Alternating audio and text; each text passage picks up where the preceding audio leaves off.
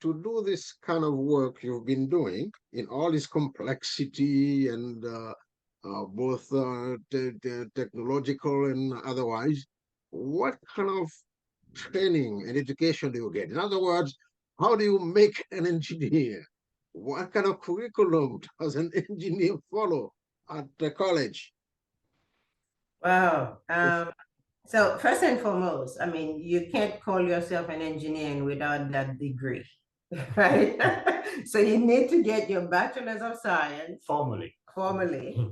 You need to get your bachelor's of engineering. That is the least starting point. And how do you get that degree? To me, it starts with taking all the right courses that comes along. But some of the courses vary. For instance, I remember when Eve and I we went to the same university, and that's how we met, by the way. We took courses in civil engineering, but we were not civil engineers. But the idea was that you need to understand the big picture and understand the border landscape. We took courses in accounting.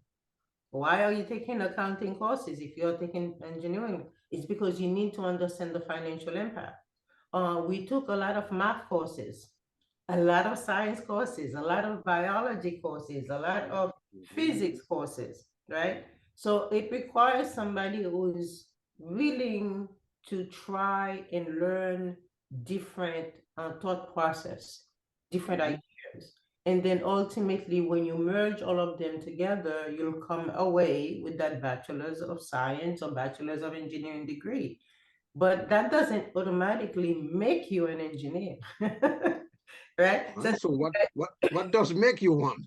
what makes you one is the ability to apply your skill Mhm, set, is to apply all of those different knowledge that you've captured together in a job in real life, right? mhm, It's not in applying it in the job in real life. I remember when I first graduated, people used to come to me and say, "Oh, now you can fix my TV." No, I can't fix your TV because that's not really what I learned. I mhm, went mhm, to school to become a TV technician. I went to mhm, school to expand my knowledge and to expand my skill set. So, which is why, as I said, how do you become an engineer? You work in the field, you apply the math skills, you apply the physics skills, you apply the accounting skills, you apply the civil engineering skills that you didn't think that you were going to need when you were going to be an electrical mhm, engineer. And then you take all of those together and try to dissect. And that's what I said. It's always you dissect mhm, the problem and the issue that the customer is facing or that your company is facing, and then you try to elevate it and make it better. That's when you become an engineer. Is ultimately elevating the problem, the issue that you're solving, and make it better and seeing that smile on that customer's face that yes, you solved my problem. That's when you become an engineer. And from my perspective, it's a little bit I would go even back a little bit further than that, right? And if you're interested in becoming an engineer, of course, you have to first ask yourself, okay, what would I like to do? What do I like to do, right? And let's say, okay, oh, I want to be an electrical engineer. But the first thing I would do is go on the web and okay, what are the requirements to become an electrical engineer? For example, in most schools, you will see the curriculum involves a lot of physics and a lot of math and a lot of calculus and stuff like that. Say, oh, okay, can I see myself going through those courses and be successful? mhm, Is mhm, that really what I like to do? Do I like math and physics that much? Because most engineering degrees require a lot of physics and math, fortunately or unfortunately, depending on your point of view. But that's what it is. And which excludes me as a potential engineer.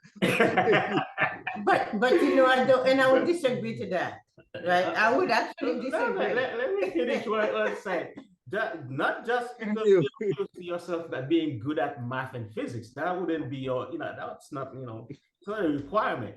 But you have to Mhm, be able to willing to tackle, that. Say, okay, yeah, I can go to it, even though I don't like physics and math per se, but I can see myself being successful and go through those courses and still, get an engineer, because a lot of engineers are not necessarily very good at math and physics per se.